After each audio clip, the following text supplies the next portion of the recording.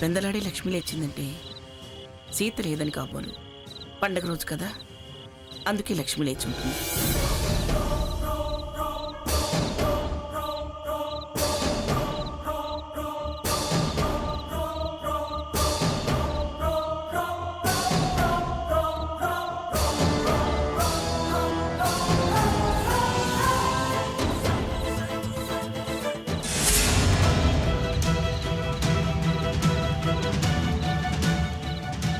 హాల్లో లైటే వేయలేదు.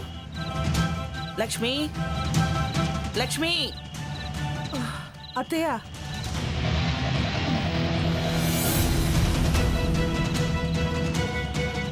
4:30 అయింది. ఈ టైంలో పిలుస్తున్నారేంటి అత్తయ్య గారు? లక్ష్మి! వస్తున్నా అత్తయ్య.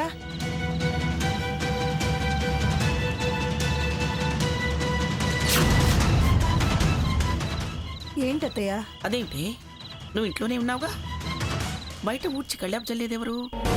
పండగ కదా, పని మనిషి ఏమన్నా వచ్చిందేమో. సరిపోయింది. వారేడు పొద్దెక్కిన తర్వాత వచ్చి మనం కాఫీ ఇస్తే తాగి ఒళ్ళిరిచేది. అది పెందలాడే రావటం ఏమిటి? పైగా అది పెద్ద పండగకి ఊరెళ్తున్నానని చెప్పి మరీ వెళ్ళింది. అసలు మన ఇంటి ముందా పక్కింటి ముందా? నేను వెళ్ళి చూసొస్తాను అత్తయ్య. చూడు చూడు.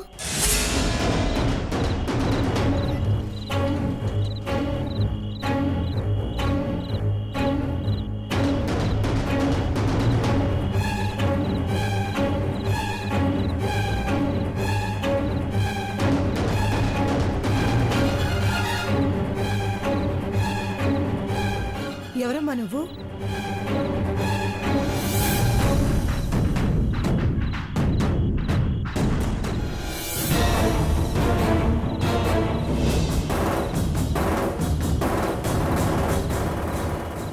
ఆగమ్మా. మా ఇంటి ముందు ముగ్గులు వేసి గొబ్బెమ్మలు పెట్టి వెళ్తున్నావు. ఎవరు నువ్వు? నిన్నే అడిగేది.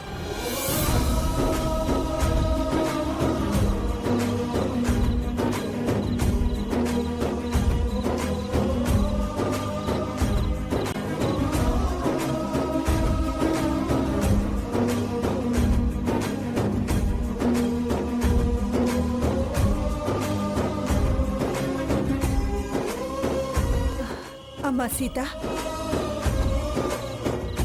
ఏంటమ్మా ఇది? కాదని వెళ్ళి ఈ ఇంటి క్షేమం కోరి రంగవల్లులు దిద్దడానికి వచ్చావా? మెట్టి నుండి యోగక్షేమాలు భోగభాగ్యాలు కోరి గొబ్బెమ్మలు పెడుతున్నావా? ఉండలేని పరిస్థితిలో ఇక్కడి నుంచి వెళ్ళాను, కానీ మిమ్మల్ని అందరినీ కాదనుకోలేను కదా అత్తయ్య.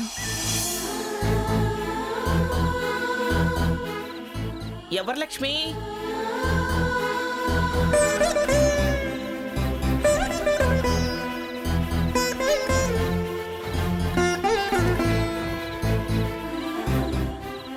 సీత,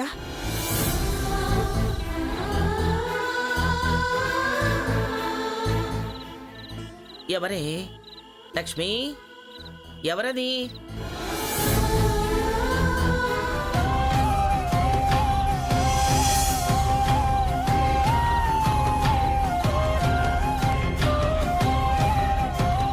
సీత,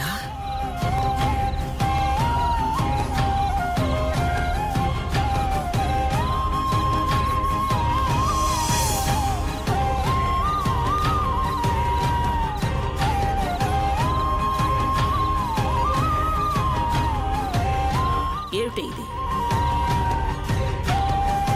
దర్జాగా మమ్మల్ని లేపి శుభం తలిచి చేయాల్సిన పని